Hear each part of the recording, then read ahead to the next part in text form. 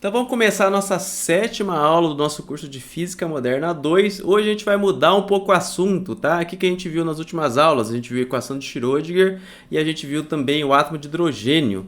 Hoje a gente vai entrar nos assuntos mais qualitativos e eu acho super interessante, essa é uma das aulas mais legais, que a gente consegue perceber que os férmions não podem ter o mesmo estado.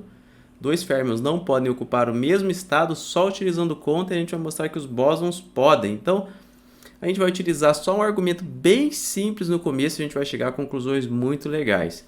Então, o tema aqui, o nome dele formal é partículas idênticas, tá? Então, se você procurar em livros, o tema de hoje vai estar no capítulo de partículas idênticas. E aí, nas partículas idênticas, a gente vai falar bastante sobre bósons e sobre férmions. Então vamos lembrar como é que a gente vê partículas na mecânica quântica, tá? Vou discutir um pouco sobre elas, na verdade. Partículas na mecânica quântica. Mecânica quântica. Apesar de eu estar na mecânica quântica, eu vou dar um exemplo aqui utilizando o modelo de Bohr. O modelo de Bohr é mais fácil de visualizar, mas você já sabe que o modelo de Bohr está incompleto, né? O elétron não é uma bolinha que fica girando em relação ao núcleo atômico. Então, vamos imaginar aqui do modelo de Bohr, porque só para a gente entender que o conceito que vai ficar mais fácil. Então, vamos pegar o átomo de hélio, por exemplo. Hélio 4. A gente vai ter aqui, ó, 2 prótons no núcleo e 2 nêutrons. E aí vamos supor que a gente tem 2 elétrons aqui em 2 orbitais diferentes. Lembrando, a gente já viu que isso aqui não é verdade, tá? Mas o modelo de Bohr é o mais fácil de você entender. Ele é muito ilustrativo e mais fácil de explicar também, né? Facilita meu trabalho. Então, por isso que eu utilizo bastante o modelo de Bohr aqui, mas a gente já sabe que ele está incompleto. Então, beleza. Vamos colocar aqui nesse nosso átomo de hélio 2 elétrons, né? Já que vamos supor que seja um átomo neutro, não está nem carregado positivamente ou negativamente, então ele tem que ter 2 prótons e 2 elétrons. Eu vou colocar um elétron aqui e outro elétron aqui. Esses verdinhos são os elétrons, tá? E aí a pergunta que eu faço para vocês é o seguinte, ó, tá aqui esse elétron aqui embaixo, esse no n igual a 1, esse elétron aqui no n igual a 2. E aí vamos supor que você olha para o lado, olhou para o lado, aí vem uma pessoa aqui ó, e troca esses elétrons. Jogou esse para cá e esse para cá, sem você ver. Aí você olha para o seu átomo de hélio e a pergunta que eu te faço é: você vai conseguir saber que eles foram trocados de lugar? Vamos lá de novo fazer a nossa pergunta aqui. Ó. A gente tem o nosso átomo de hélio, 2 elétrons em níveis atômicos diferentes. E aí você olha para o lado, enquanto você olha para o lado, alguém vai lá e troca eles de lugar. Vamos supor que não é emitido fóton, nada, tá? Só troca eles de lugar. Você tem como saber que esses elétrons foram trocados de lugar? E aí eu já te dou a resposta. Não tem como saber que eles foram trocados de lugar, porque no nosso universo todos os elétrons são exatamente iguais. Os elétrons eles são partículas idênticas. Como que eu saberia que pode ter ouvido a troca? Vamos supor que fosse uma bola de sinuca e tivesse um pequenininho aqui, igual uma bolinha de sinuca, né? Um nesse e um 2 nesse aqui, ó. Aí quando você troca, quando você voltar, essa aqui ia ser o número 2, essa aqui ia ser o número 1. Mas não é isso que acontece no nosso universo. As partículas, elas são idênticas, não tem como você diferenciar 2 elétrons. Um elétron é exatamente igual ao outro elétron. Ele pode tá em estados diferentes, níveis de energia diferentes, densidade e probabilidades diferentes. Tudo bem? Pode estar. Isso depende do ambiente que ele está. Mas 2 elétrons, vamos supor 2 elétrons livres, você não tem como saber qual que é um e qual que é o outro. Então, se você trocar daqui para cá, ó, você não vai ter como saber. Então, vamos só escrever isso aqui. Ó. Se eu trocar os elétrons, se eu trocar os elétrons, tem como eu notar alguma diferença? Tem como notar alguma diferença? Essa foi a pergunta que eu fiz para vocês. Diferença. E a resposta é não, né? Não tem como você notar a diferença se você trocar os elétrons, por esses motivos que a gente já discutiu aqui.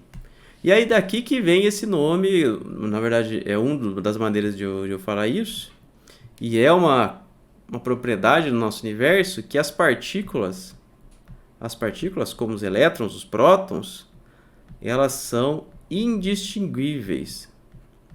Ou seja, o que eu quero dizer com são indistinguíveis? Elas não são como bolas de sinuca que você tem um númerozinho nelas. 1, 2, 3, 4, 5, 6, 7, 8 até o 15. Não tem um número nelas, você não tem como saber. Você pode pensar que talvez é aquele jogo que os profissionais jogam, que tem várias bolinhas vermelhas, acho que é snooker, talvez? Não sei, não tenho certeza. Tem diferença. Não é aquela sinuca de bar, né? Tem uma que você tem que matar as bolas em ordem, e aí tem que matar uma vermelha e uma colorida, eu acho que é. Aí todas as vermelhas são iguais. Seria mais ou menos isso. Seriam bolas de sinuca, todas da mesma cor, sem número. Você não tem como distinguir elas são indistinguíveis. Distinguíveis. Mas aqui é claro que é um curso já avançado de graduação e a gente não vai ficar só no argumento teórico aqui, a gente quer sempre partir para a parte matemática da coisa. Então, como que a gente consegue representar isso aqui que a gente conversou matematicamente? Então, como representar matematicamente?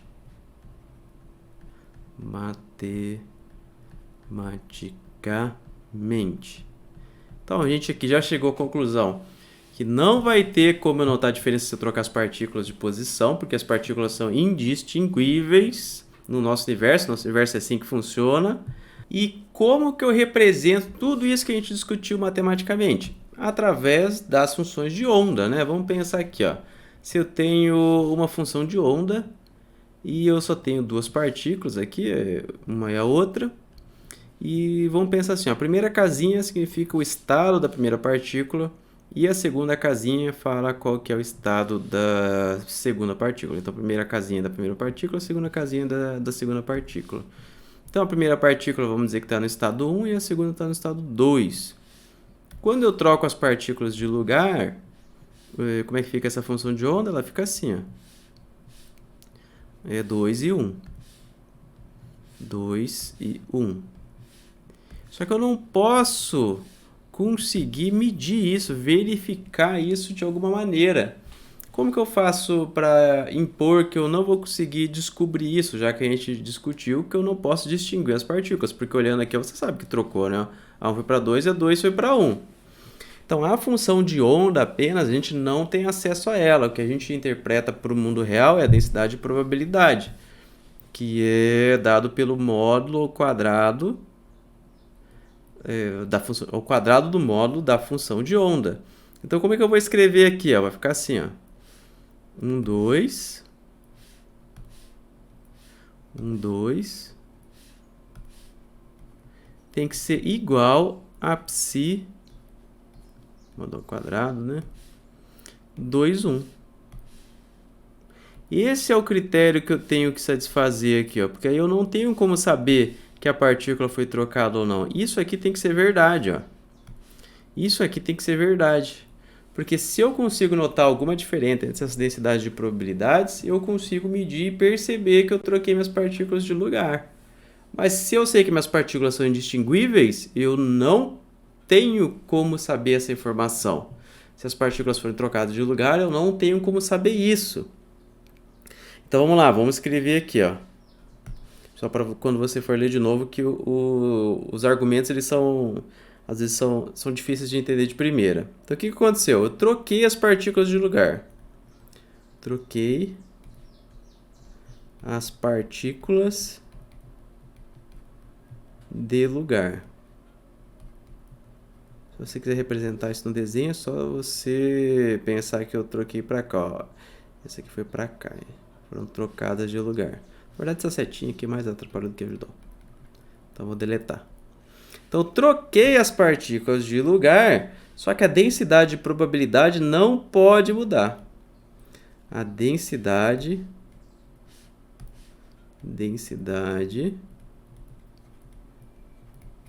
de probabilidade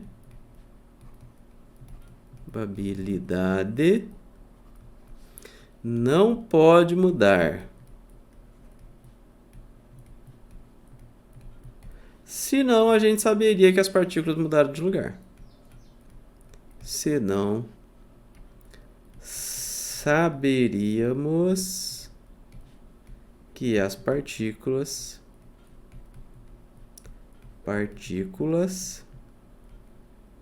mudaram de lugar. Nossa, que letra feia. Mas eu vou falando aí vocês vão entendendo aqui, ó. Então, o que a gente fez? A gente trocou as partículas de lugar e a gente percebeu que a densidade de probabilidade não pode mudar. Senão, a gente saberia que as partículas mudaram de lugar. Como que eu posso satisfazer isso aqui matematicamente? Essa condição aqui que eu escrevi. Essa condição ela pode ser satisfeita matematicamente através de duas possibilidades diferentes. Então, aqui, ó, a condição é satisfeita se... E eu tenho duas possibilidades aqui, ó. Eu posso ter aqui a minha função de onda de 1 e 2 é igual a função de onda 2, 1. Ah, mas isso aqui é super óbvio. Não sei nem por que você fez essa condição aqui utilizando o módulo. Não é só se as funções de onda forem iguais quando eu troco as partículas de lugar, tudo certo, né? Não? Beleza. Não tem problema nenhum, tá resolvido o problema. Só que essa não é a única solução possível. Porque isso aqui também pode ser atingido se eu fizer o seguinte, ó. Se eu tiver a minha função de onda 1, 2... E a minha função de onda, depois que eu troquei as partículas de lugar, ela for menos 2, 1. Menos 2, 1. Porque quando eu elevar ao quadrado, aí o sinal ele muda. E isso faz uma diferença danada, e a gente já vai ver por que. Ah, só colocou um sinal aqui de diferença. Mas isso aqui vai fazer uma diferença danada, essas duas possibilidades que apareceram pra gente, ó. Esse simples fato de que eu preciso da função de onda ao quadrado permitiu que agora a função de onda ela possa trocar de sinal. E aí eu dou nomes especiais para esses dois casos. Essa aqui, ó, eu chamo de função simétrica. Simétrica. E essa aqui de baixo ela vai ser a assimétrica, né? Ou antissimétrica, melhor, antissimétrica. Antissimétrica é com dois S? Com dois S. Simétrica. Ah, nunca ouvi falar disso. Mas olha só que interessante. A função simétrica ela vai aparecer para alguns tipos de partícula. E esses tipos de partículas que obedecem à função simétrica, a gente chama eles de bósons. Já as partículas que possuem função antissimétrica, a gente chama do quê? De férmions. Então, olha que interessante aqui, ó. E por que eu gosto bastante dessa matéria?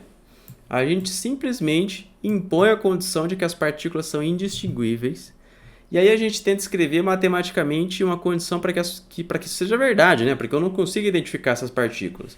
Então eu imponho que a densidade de probabilidade delas tem que ser a mesma se eu trocar as partículas de lugar, porque senão eu saberia que as partículas foram trocadas e elas não seriam mais distinguíveis. Percebendo que essa densidade de probabilidade, para eu calcular ela, eu preciso pegar a função de onda e elevar ao quadrado, ou tirar o módulo dela, tanto faz. Na verdade é melhor tirar o módulo, né? Que eu estou falando de números imaginários. Então eu estou tirando o módulo dela. E eu percebo que isso vai ser atingido se, quando eu trocar a partícula, a função de onda é a mesma. Ou então, quando eu trocar a partícula de lugar, eu vou ter a mesma função de onda, só que com o sinal trocado. Então, eu tenho duas possibilidades. E a gente vai perceber que na nossa natureza, alguns tipos de partículas se comportam dessa maneira aqui, obedecendo a função simétrica, e alguns tipos de partículas obedecem à função assimétrica. E aí a gente deu o nome de bósons para quem segue a função simétrica e deu o nome de férmions para quem segue a função antissimétrica. E mais interessante ainda, daqui a pouco a gente vai deduzir, eu vou mostrar para vocês que partindo só disso aqui, tá, gente? Só partindo disso, a gente percebe que alguns tipos de partículas não podem ocupar o mesmo estado ao mesmo tempo, e que são justamente as antissimétricas, os férmions. Já para quem tem função simétrica, eles podem ocupar o mesmo estado ao mesmo tempo. Então, olha que legal, a gente, a partir simplesmente da gente aqui, ó, dizendo que as partículas são indistinguíveis, a gente consegue obter o princípio da exclusão de Pauli. Olha que viagem aqui, ó. Olha como é interessante a física aqui nesse ponto. Simplesmente partindo do ponto, do pressuposto que as partículas no universo são indistinguíveis, ou seja, todos os elétrons são iguais, todos os prótons são iguais, todos os nêutrons são iguais, a gente obrigatoriamente vai ter que ter alguns tipos de partícula que se comportam através, que sofrem do princípio da exclusão de Pauli, que é o que a gente aprendeu, ou seja, que essas duas partículas não podem ocupar o mesmo estado ao mesmo tempo. Eu acho isso incrível. Se você não acha isso incrível, eu acho que talvez você esteja no curso errado, mas eu acho isso incrível demais, porque a gente parte de um argumento extremamente óbvio para um resultado extremamente complexo, e a gente consegue mostrar isso através de conta. Afinal de contas, a mecânica quântica é as contas, né? Então, para eu provar para vocês aqui, ó, que dois férmions não podem ocupar o mesmo estado ao mesmo tempo, eu vou utilizar aqui o exemplo mais simples, que é um exemplo com duas partículas. Exemplo para duas partículas. Duas partículas. Poderia usar mais, né? Se duas partículas não podem ocupar o mesmo lugar no espaço, três também não, né? Podem ter o mesmo estado quântico, na realidade, esse é o termo correto. Se duas não podem, três também não, obviamente. Mas vamos fazer só com duas, porque vai ser mais fácil de a gente fazer. Então vamos considerar aqui, eu vou anotar todos os passos. Então vamos considerar um sistema com duas partículas que não interagem. Então considere um sistema com duas partículas que não interagem entre si. Que não interagem entre si. Por exemplo,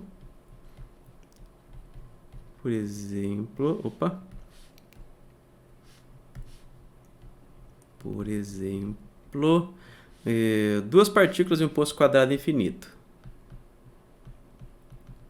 Partículas em um poço quadrado infinito. Então, o que eu estou fazendo aqui? Estou pegando o exemplo com duas partículas que não interagem entre si, e a conta que a gente vai fazer vai ser duas partículas em um poço quadrado infinito, porque a gente já resolveu isso lá na nossa primeira ou segunda aula, se eu não me engano. É um exemplo bem simples de a gente resolver. A gente vai utilizar os resultados daquela aula, tá? Então, para essas duas partículas aqui, eu já vou colocar explicitamente que uma vai estar no estado N e a outra vai estar no estado M. Isso aqui é um poço quadrado infinito unidimensional, tá? Dimensional. Então, uma partícula vai estar no estado M e uma partícula vai estar no estado N.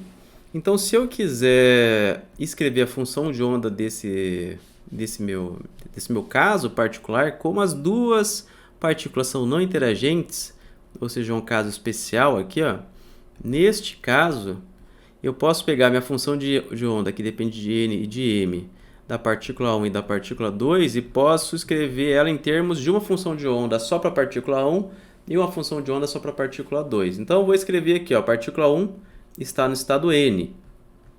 A partícula 2 está no estado M. Tá? Então, eu escrevi aqui a minha função de onda. Só tem um problema aqui, ó. Isso aqui é uma solução. Beleza, essa função de onda a gente já calculou. É aquela solução para o poço quadrado infinito unidimensional. Qual que era? Deixa eu olhar aqui o que a gente tinha encontrado. Era desse tipo aqui, ó. Vou escrever aqui embaixo só para não atrapalhar. Era tipo assim, ó. Psi de x igual a raiz quadrada de 2 sobre L vezes o seno de nπ sobre Lx. Então, era era essa solução que a gente tinha encontrado, tá? Essa solução é aquela ali. Então, apesar disso aqui ser uma solução, essa solução ela não obedece, a princípio, o nosso critério de indistinguibilidade. Acho que é isso. Indistinguibilidade não é satisfeito simplesmente escrevendo essa solução. Se as partículas fossem distinguíveis, aí essa solução estaria, ó, 100%. Mas a gente sabe que no nosso universo as partículas são indistinguíveis. Então, o que a gente tem que fazer? Ó? Vou até escrever aqui. Ó. As funções de onda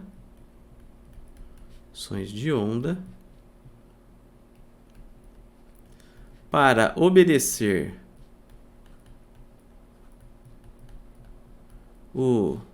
a indistinguibilidade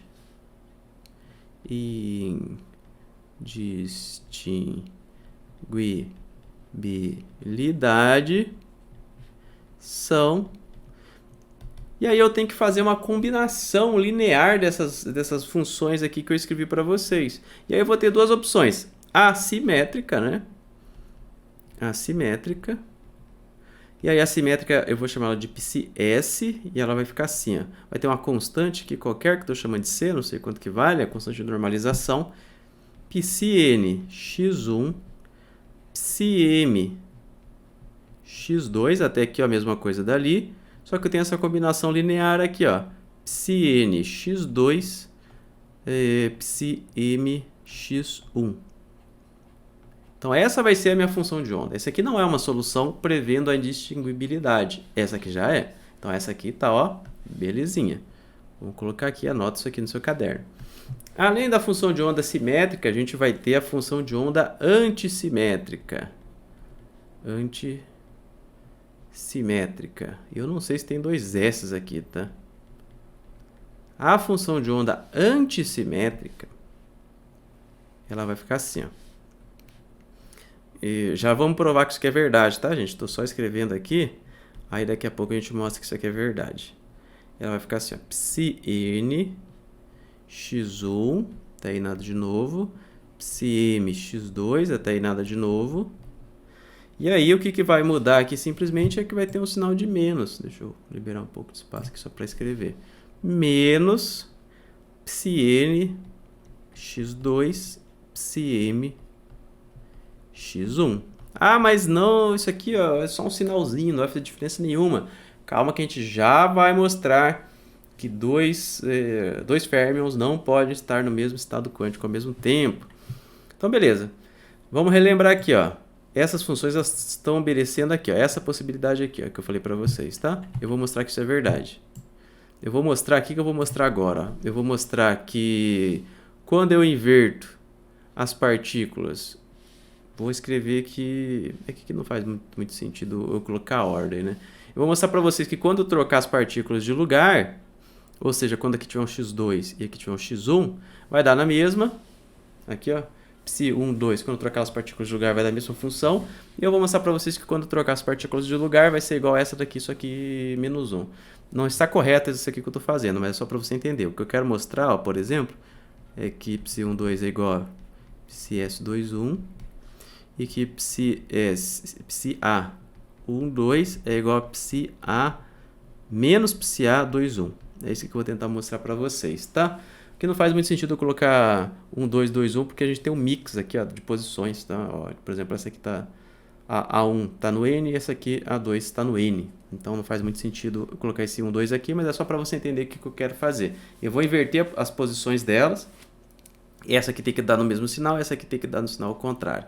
É isso que eu vou fazer agora, tá? Vou tentar provar isso para vocês. Então, vamos olhar aqui, ó. Vou chamar de exemplo. Então, o que eu vou fazer? Eu vou pegar essa minha função de onda simétrica e onde tem 2, eu vou escrever 1. E onde tem 1, eu vou escrever 2. Então, como que ela fica? Ela vai ficar... O Czinho se mantém. Ela vai ficar psi-n x2, psi-m x1, mais psi-n x1, psi-m x2. O que eu tenho que fazer aqui? Eu só vou trocar esses termos de lugar. Ó. Eu troquei o 1 pelo 2 e o 2 pelo 1, que era o que eu queria fazer. Agora eu só vou trocar esses termos de lugar. Vou só rearranjar os termos. Então vai ficar assim, ó.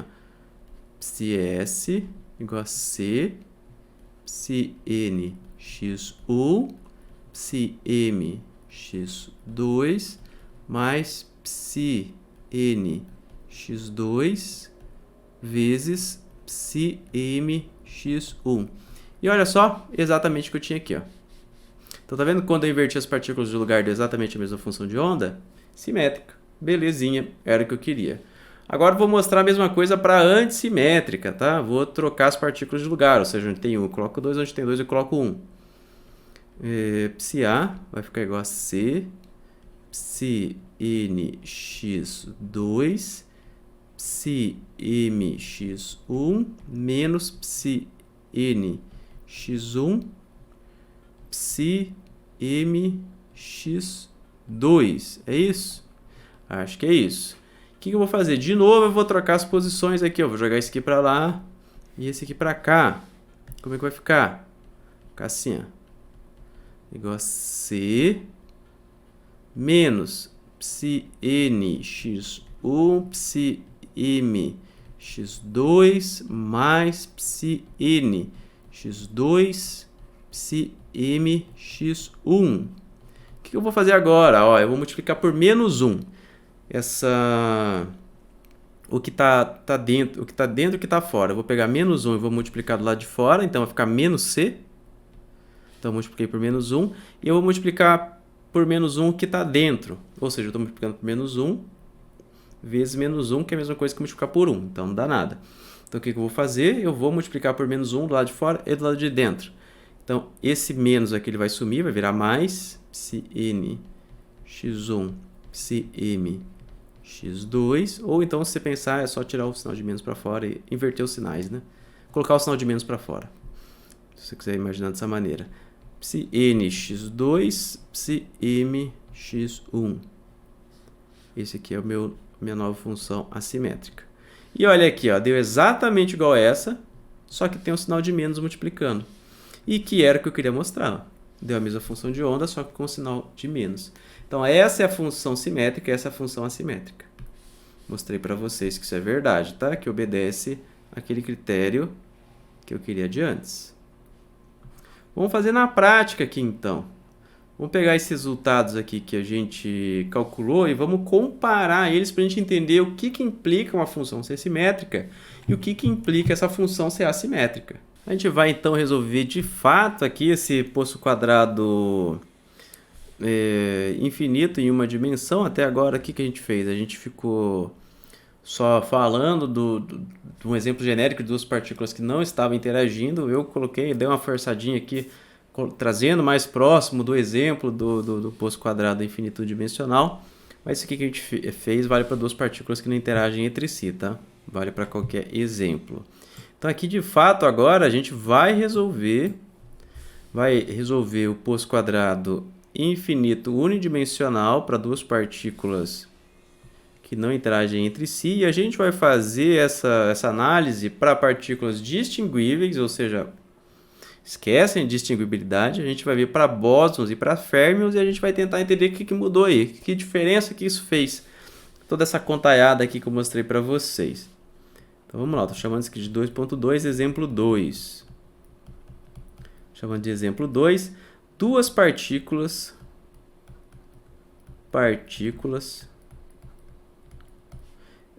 no poço quadrado em uma dimensão, 1D. A gente fez lá nas aulas anteriores, a gente resolveu para uma partícula só. Só que como as duas partículas a gente está considerando que elas não interagem, a solução vale aquela solução que a gente fez. Você pega a função de onda de uma partícula e multiplica pela função de onda da outra. Foi o que a gente acabou de fazer, né? Então vamos relembrar qual que é a solução para uma partícula. Solução para uma partícula. Para uma partícula... Para uma partícula, a gente vai ter que a solução, vamos supor que a partícula está no estado N, ela vai ser igual a raiz de 2 sobre L, onde esse L é a largura desse poço, vezes o seno de NP sobre L vezes o X. Onde essa energia não, nem falei nada de energia ainda, onde a energia dessa partícula, ela pode ser dada, deixa eu olhar aqui, devia ter notado, mas essa energia ela depende de N, e ela vai ser igual a N ao quadrado vezes H cortado ao quadrado, π ao quadrado sobre 2ml ao quadrado. Então essa é a energia da partícula no estado N. A gente pode reescrever isso de uma maneira um pouco mais simples, porque a gente quer agora, né? Eu vou chamar isso aqui de E1, ou seja, esse E1 acontece quando N é igual a 1. Então eu posso simplificar, vou dizer que meu EN é igual a N ao quadrado vezes o E1, beleza? Só para simplificar a nossa análise aí. Aí o que a gente vai querer fazer? A gente vai querer calcular, vamos colocar as duas partículas no estado fundamental. Então a gente vai supor que as duas partículas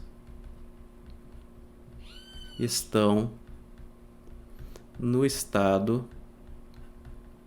1, que é o estado menos energético. Lembra que não pode ter estado 0, né? Então a gente vai supor que as duas partículas estão no estado 1 e a gente vai fazer a análise e a gente vai começar aqui com partículas distinguíveis, tá? Só antes de eu falar isso, eu lembrei aqui, ó, se eu tenho duas partículas, como as partículas elas não interagem, a energia delas é independente. Então, por exemplo, a energia de duas partículas, uma no estado N e uma no estado M, vai ser igual a N ao quadrado vezes o E1, mais o N ao quadrado vezes o M ao quadrado vezes o E1.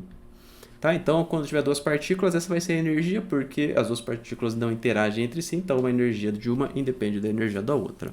Então, é só somar a energia de cada uma delas, tá? Essa é a energia total do sistema. Então, vamos supor que as duas partículas estão no estado 1, no estado menos energético, e a gente vai começar sem impor a indistinguibilidade.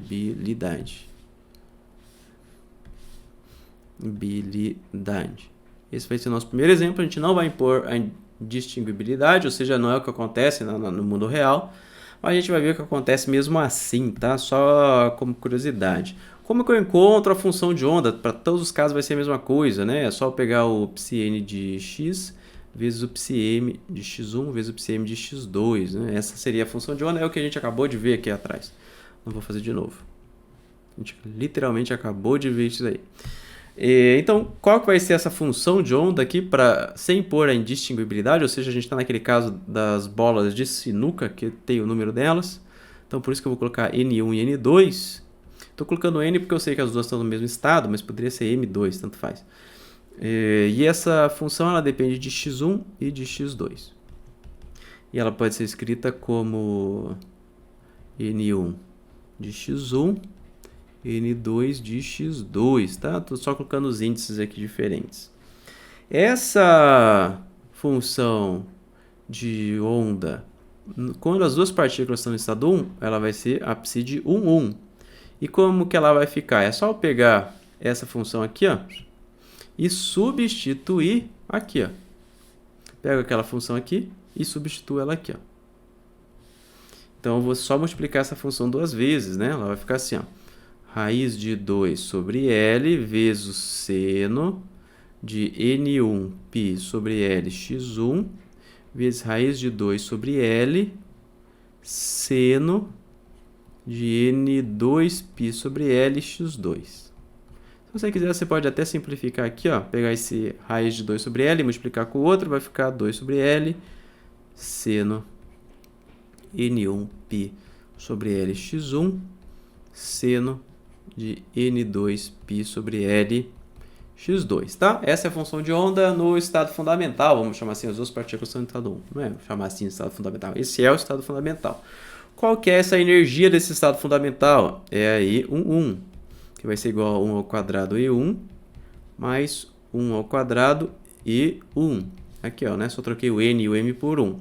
Vai ser igual a 2E1. Beleza. Essa é a energia do estado fundamental se eu não imponho a indistinguibilidade. Vamos agora para dois bósons. Aqui eu tinha duas partículas clássicas, vamos chamar assim.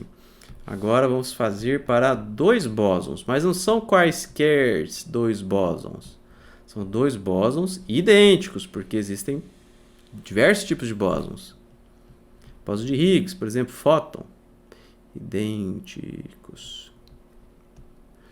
Aí, nesse caso, a função ela não vai mais ser dessa maneira aqui, né?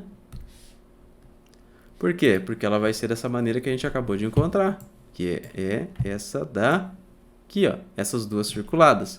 Essas duas circuladas aqui agora são para bósons e para férmions, né? Então, é isso que a gente vai fazer. Então, eu vou pegar essa função aqui. Onde é que eu estou mesmo? Estou aqui. Eu vou pegar essa função aqui, ó, em vermelho. Essa funçãozinha em vermelho e vou jogar naquela equação que eu tinha encontrado antes, tá? É isso que eu vou fazer agora. E aí, para dois bósons idênticos, eu quero encontrar o estado fundamental, ou seja, as duas partículas vão estar no estado 1, né? É isso que eu quero fazer. Então, esse N1 ou N2 eu já vou substituir por 1, por isso que ele não vai aparecer aqui, tá, gente? Aqui eu também poderia ter sumido com esse N1 e N2, porque esse N1 e N2 vale 1. Vou até escrever aqui, isso aqui vale 1, né, nesse caso. Vale 1 e vale 1. E aí, beleza, vamos lá escrever então. Aquela constante eu vou chamar de A, só para ficar mais bonitinho aqui. Vai ficar A seno de π sobre L. Lembrando que aqui já está o N1, já chamei de 1. X1 seno de π sobre L x2 mais A seno de π sobre L x2 vezes seno de π sobre L x1. Repara comigo que esses termos aqui são iguais, ó. Esse termo aqui é igual a esse termo aqui. Então, posso somar eles e só vai aparecer um 2 ali na frente. Então, essa função de onda vai ser igual a 2A seno. Tanto faz a ordem aqui, né? Tanto faz. Se eu jogo esse termo primeiro ou esse termo segundo, dá para trocar eles de lugar, sem problema algum. π sobre L x1 seno de π sobre L x2. Então, beleza. Coloquei os dois bósons no estado 1. E aí eu encontrei o estado fundamental para esse sistema com os meus dois bósons idênticos. Percebe que é parecido aqui. Não é exatamente igual, depende da minha constante de normalização. Mas quando você fizer a constante de normalização, vai dar exatamente a mesma coisa. Tudo bem.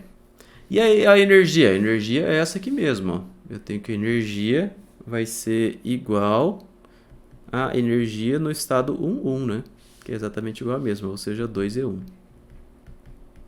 Beleza, a energia é a mesma, tanto sem eu impor a indistinguibilidade para dois bósons idênticos. E para dois férmions idênticos, o que será que acontece? Dois férmions idênticos. O que será que acontece aqui? Vamos tentar colocar os dois elétrons, os dois férmions que sejam no mesmo estado, no estado 1. Vamos ver o que vai acontecer.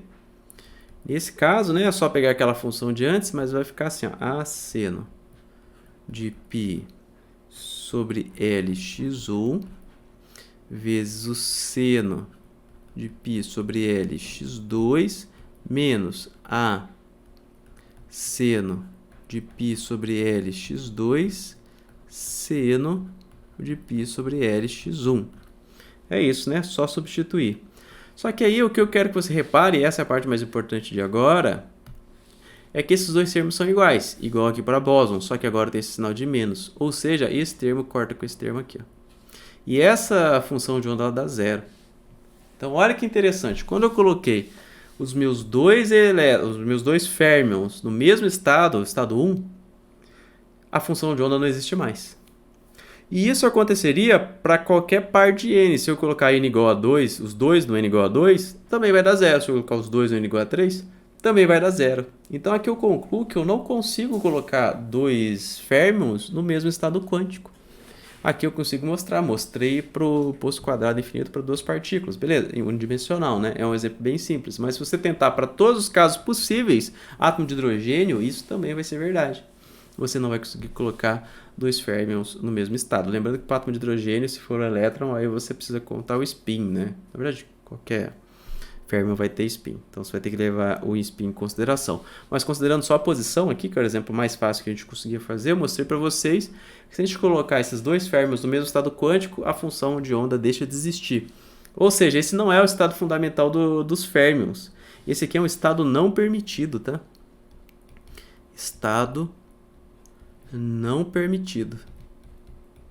Não permitido. E o que a gente colocou aqui? Que o estado fundamental dos férmions é mais energético. Os férmions é mais energético. Então, o estado fundamental deles não é com os dois férmions no estado 1. O estado fundamental é um férmion no estado 1 e o outro no estado 2. Então, ele vai ficar assim, ó, A seno de π sobre L x1 seno de 2π sobre L x2 menos A seno de π sobre L x2 vezes o seno de 2π sobre L x1. Percebe que agora a função de onda não se anula, né? Esse é um estado permitido. Então, se a gente quiser encontrar o estado fundamental agora, como é que ele vai ser? Ele vai ser igual ao estado 2,1 ou 1,2. E na realidade o 1,2 e o 2,1 não fazem diferença, tá? Eles são iguais. Então, isso aqui vai ser igual a 1 ao quadrado E1 mais 2 ao quadrado E1, que é igual a 5E1. Então, a energia do estado fundamental para dois férmions é maior do que a energia fundamental para dois férmions. E não dá para saber qual que é. O que a gente vou escrevendo aqui em palavras para você ler depois. Um está no estado N igual a 1 e o outro no estado M igual a 2. E não dá para saber qual é qual. Não dá para saber qual é qual. Por que não dá para saber qual é qual? Porque eles são indistinguíveis. Essa informação simplesmente não faz sentido. Não faz sentido, porque os elétrons são indistinguíveis. Então, tanto faz qual que está no ou tanto faz qual que está no outro. Você não consegue identificar, já que todos são iguais. E a gente concluiu aqui que para férmions, se N igual a M, então a função de onda dá zero. É isso que a gente concluiu aqui, fazendo as continhas. Olha que interessante, a gente mostrou aqui o princípio da incerteza de Heisenberg. É um resultado muito importante esse que a gente acabou de fazer aqui. Outra coisa que dá para a gente perceber através de simplesmente a gente dizendo que as partículas são indistinguíveis é uma coisa que a gente chama de força de troca. Então, número 3, força de troca. E aí, a gente não vai fazer as contas, porque as contas são longas e vão além do que a gente quer aqui, mas se você for lá no Griffiths, vai ter a conta certinho para você fazer, para a gente calcular a força de troca. Mas o que a gente está procurando aqui é o valor esperado da distância entre as partículas. Então, o que a gente vai tentar calcular aqui é o valor esperado da distância entre as partículas. Lembra que valor esperado é só você fazer o sanduíche da função lá. A gente viu como é que fazia isso antes. Distância entre as partículas. O que era valor esperado mesmo? É quando você mede 1 milhão de vezes o seu sistema, na verdade infinitas vezes o seu sistema, e você vê na média ali, na média aritmética, onde que está o valor daquilo que você mediu, da velocidade, da posição e assim por diante. Então a gente quer o valor esperado da distância entre as partículas, ou seja, o valor esperado vai ser isso aqui, ó. E aí a gente quer saber a posição 1 menos a posição 2 e eleva ao quadrado para a gente somar em módulo, né? Porque senão você inverter essas partículas de lugar e, tipo, se aqui for, a distância for 1 metro e aqui a distância for menos 1 metro, aí acabava se anulando de maneira errada, porque a gente vai ter um módulo, né, dessa distância. Não importa se a distância está para cá ou se a distância está para cá ou se a distância está para cá. Não tem problema. E aí a gente vai compactar essa anotação fazendo assim, ó, o valor esperado do ΔX ao quadrado. E aí essa conta em si, para calcular isso eu não vou fazer para vocês. Tem lá no Griffiths, é só olhar se você quiser, dar uma integralzinha chata, mas dá para fazer. Mas vamos comparar. Primeiro vamos fazer para partículas distinguíveis.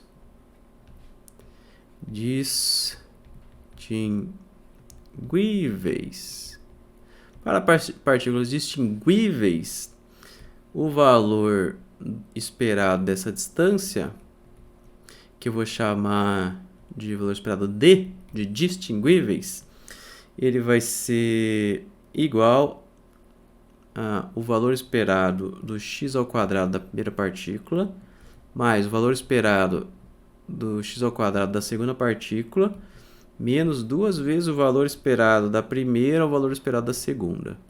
Não precisa decorar nada disso aqui, tá? Só presta atenção nesse símbolo aqui, ó.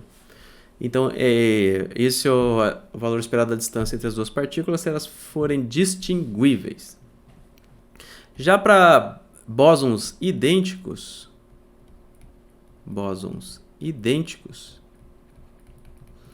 o que a gente vai ter para dois bósons idênticos? Vamos escrever aqui a anotação, a ΔX ao quadrado B. Ele começa com esse mesmo símbolo aqui, ó. Você vai encontrar o mesmo valor que para partículas distinguíveis. Por isso que eu estou fazendo de outra cor aqui para sinalizar. Ó, tem o Dzinho aqui, ó. Só que para bósons vai aparecer um segundo termo aqui, ó, subtraindo. Menos 2 módulo da sobreposição das funções de onda. Isso aqui é a sobreposição das funções de onda. Já discuto sobre isso um pouco melhor. Eu só quero fazer o de fermions aqui primeiro. Fermions idênticos. Fermions idênticos. Aí vai ser assim, ó, ΔX ao quadrado. E aí a gente coloca um Fzinho aqui, ó. Também eu vou ter essa contribuição roxinha, que é dos distinguíveis. Só que aqui, em vez de eu subtrair, eu vou somar esse vermelhinho aqui, ó. Vou somar esse vermelhinho. 1, 2. Beleza. Então, é isso que a gente vai comparar aqui, ó. O que a gente vai fazer aqui, ó? Vamos comparar os resultados do valor esperado da distância entre as partículas. Então, aqui eu tenho o caso distinguível, beleza? E aí, se eu tenho dois bósons idênticos, repara que eu estou subtraindo um valor, e aqui eu estou no módulo, ou seja, isso aqui é positivo, como eu tenho um valor negativo, isso aqui diminuiu, né? Esse valor aqui, ó, da distância média entre as partículas diminuiu. E já aqui para fermions, isso aqui só pode ser positivo com mais, né? E então isso aqui aumentou. Ou seja, bósons, eles têm a tendência de ficarem mais unidos. Já fermions, eles têm a tendência de ficarem desunidos, ficarem mais separados. Então, se eu quiser fazer uma ligação entre dois átomos ou duas moléculas, eu vou ter que ter uma ligação simétrica e não uma ligação assimétrica. A interação entre as duas partículas que eu quero ligar, ela tem que ser simétrica e não assimétrica. Porque se eu tento fazer uma ligação assimétrica, as partículas vão ter a tendência de se separar. Já se ela for simétrica, elas vão tentar se unir. A gente vai explorar isso daqui a pouquinho mais, tá? Mas qual que é a mensagem aqui, ó? Bósons idênticos, eles tentam a ficar mais unidos. Bósons tendem a ficar mais unidos. E isso vai favorecer ligações químicas, tá, gente? Já fermions tendem a ficar mais separados.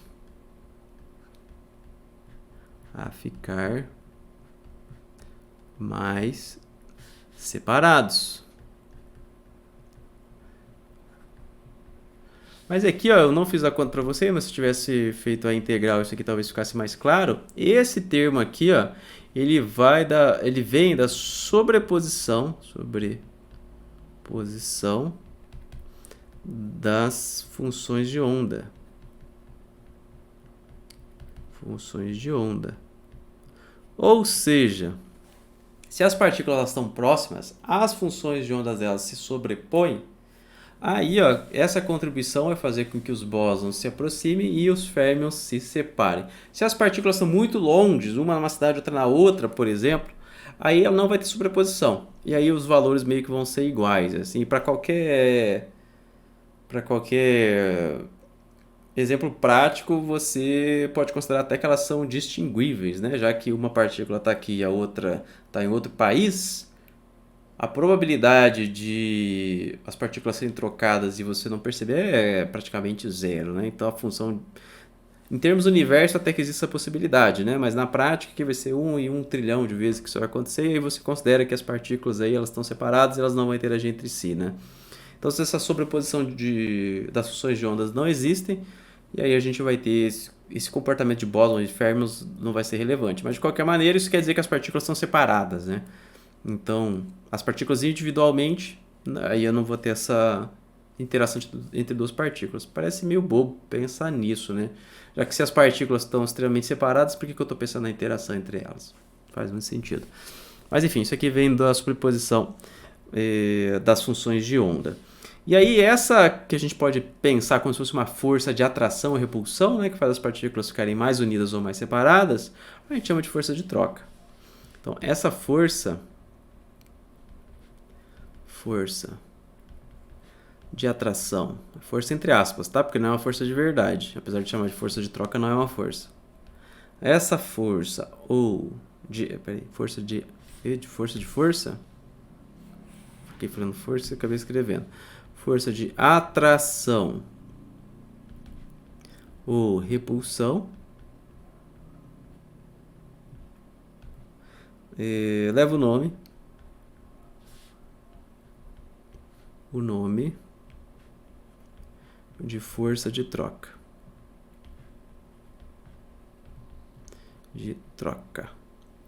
Então, beleza. A gente viu aqui a força de troca que aparece quando a gente tem férmions e bósons, mas para a gente fazer a análise completa, por exemplo, de um elétron e associar 4 de hidrogênio que a gente fez agora há pouco, a gente tem que levar em consideração o spin dele, né? Então a gente vai ver agora onde que entra o spin nessa história toda aí de bóson e férmions.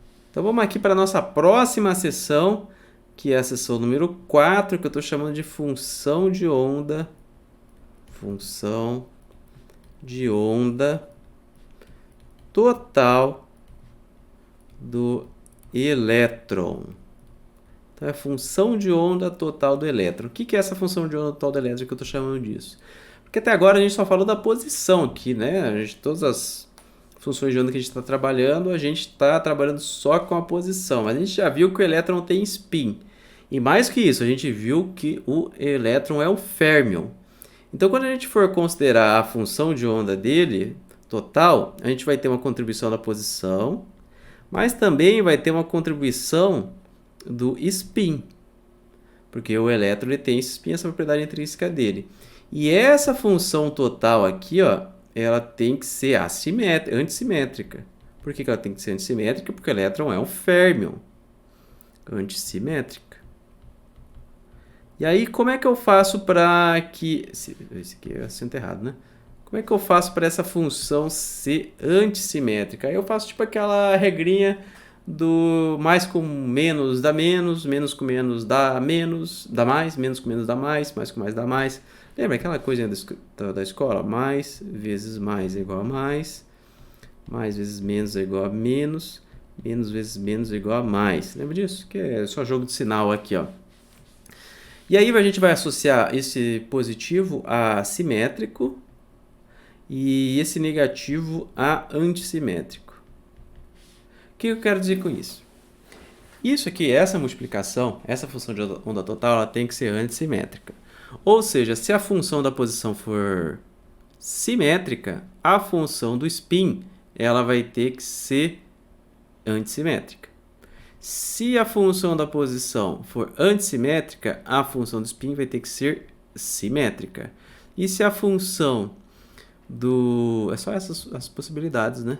Não, é só essas possibilidades. Não tem como uma ser menos, menos ou mais, mais. Então é isso. O que eu vou ter aqui? Vou escrever em palavras aqui. Se a função, contribuição do spin é simétrica, então a dependência da posição ela tem que ser antissimétrica.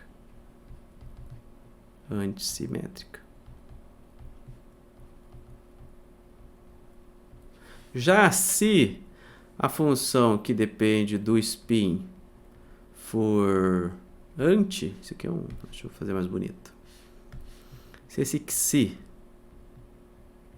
for anti, então a função que depende da posição é simétrica.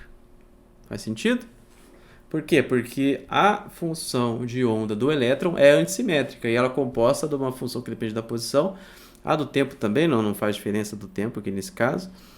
E uma função que depende do spin. Então, se a função que depende...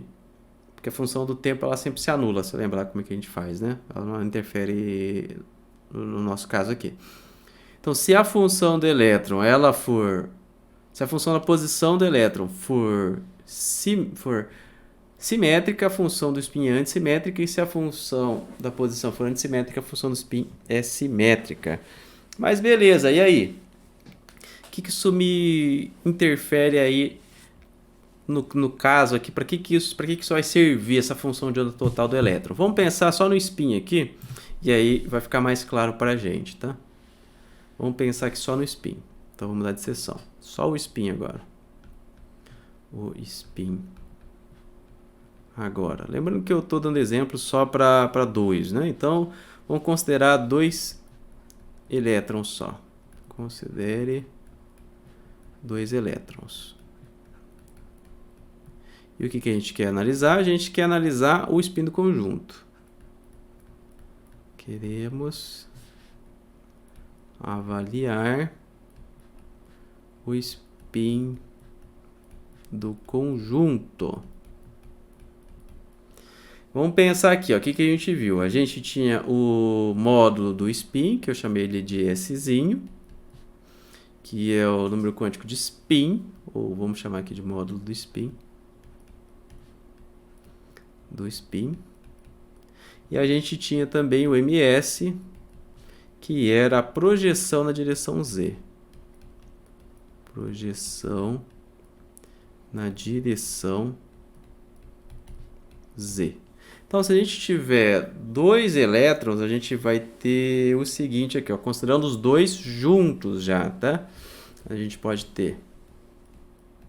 Quais são as combinações possíveis? A gente pode ter o módulo do spin total, tá? Módulo do spin total desses 2 elétrons como 1 e o ms igual a 1. Como que isso pode acontecer? Isso seria, por exemplo, os 2 elétrons com o spin para cima. Já o S igual a 1 e o ms igual a 0, isso aqui seria assim, ó. 1 sobre raiz de 2, que é o termo da normalização, só para normalizar. 1 sobre raiz de 2. E aí eu teria 1 para cima, 1 para baixo, combinação linear com 1 para baixo, 1 para cima. Repara que essa aqui é uma função simétrica, tá? Ó. É exatamente o que a gente vem fazendo ali que a gente fez ali, né, para simétrica, que a gente tem que inverter e tem um sinal de positivo aqui. A gente também pode ter, ó, e aqui eu não preciso fazer porque eu já sei que os dois estão para cima, tá? Então, tanto faz, ó. Aqui os dois estão para cima, os dois spins estão para cima, então não preciso fazer essa troca aqui por conta da indistinguibilidade. Isso aqui vem da onde? Daquela função simétrica e antissimétrica que a gente viu lá atrás. A gente deduziu, não deduziu aqui, eu mostrei para vocês que isso aqui era a maneira correta. E também eu vou ter a possibilidade de ser menos 1, né? Como que isso aqui pode ser menos 1? Quando um for para baixo, o outro for para baixo também. E aí a função de onda do spin simplesmente vai representar 2 spins para baixo. E aí eu posso ter também o S igual a 0. o Szinho igual a zero. E quando S for zero, o MS só pode ser zero. Como que isso pode ser? 1 sobre raiz de 2, 1 para cima, 1 para baixo, menos 1 para baixo, 1 para cima. Então, o que a gente fez aqui? Ó? A gente está considerando 2 elétrons, a gente quer ver de quais maneiras os spins dos dois podem se organizar. Lembrando que estou analisando o conjunto. Então, os dois spins podem estar para cima, os dois spins podem estar para baixo, um para cima, um para baixo da maneira simétrica e um para cima, um para baixo da maneira assimétrica. Essas 3 opções aqui a gente chama de tripleto. Tripleto. E elas são uma representação da função xi do spin. Isso aqui, ó, é uma representação da função xi do spin simétrica, tá? Então, essas 3 funções do spin são simétricas. Essas 3 funções do spin. Já essa aqui a gente chama de singleto. Essa aqui é tripleto porque tem 3 possibilidades. Essa aqui é singleto porque só tem uma só. E aí a função do spin, ela é antissimétrica. Simétrica. E aí eu pergunto para vocês, se eu tiver 2 elétrons, pensa comigo, qual dessas configurações vão fazer os 2 elétrons, vou ter uma chance maior, né, dos 2 elétrons estarem ligados? Ou seja, eu tenho uma ligação química aí. Qual dessas configurações eu vou ter uma chance maior dos 2 elétrons ter uma ligação química? Vamos pensar aqui no tripleto. No tripleto, a função do spin é simétrica, ou seja, a função da posição... Opa, estou fazendo errado, né? A função da posição, nesse caso do tripleto, ela é antissimétrica. E a gente viu lá pela força de troca que quando a função de onda, que a posição, né, espacial é antissimétrica, eu vou ter a tendência dessas partículas ficarem mais distantes. Ou seja, essa organização na maneira de tripleto, ela é antiligante. Por que ela é antiligante? Porque a função do spin é simétrica e, portanto, a função da posição tem que ser antissimétrica, porque a função total do elétron é sempre antissimétrica, já que ele é um férmion. E a gente sabe que funções antissimétricas da posição, a gente vai ter a força de troca, e se ela for antissimétrica, ela vai ter a tendência de se separar. Já o singleto, a função do spin é antissimétrica, então a função da posição vai ser simétrica. E aí, a função da posição sendo simétrica, a gente tem aqui ó, que a força de troca vai deixar eles mais atraídos. Tá? Aqui eu coloquei bósons férmions, mas você entende, né, que a função pode ser simétrica ou antissimétrica também. Tá? Então aqui, ó, no modo singleto, a gente vai ter os elétrons numa configuração antiligante, e quando tiver no tripleto vai ser antiligante, quando estiver no singleto, aí vai ser ligante. Então, se eu quiser 2 elétrons que estejam aqui uma ligação química, muito provavelmente eles vão estar no estado de singleto, porque o estado porque o estado do singleto ele é ligante, porque o xi de S é antissimétrico, ou seja, o psi de x é simétrico. Eu acho que é isso, né? Essa parte de partículas indistinguíveis. Em uma aula só, dei um apanhado geral. Na próxima aula a gente vai falar de ligações químicas. E até a próxima.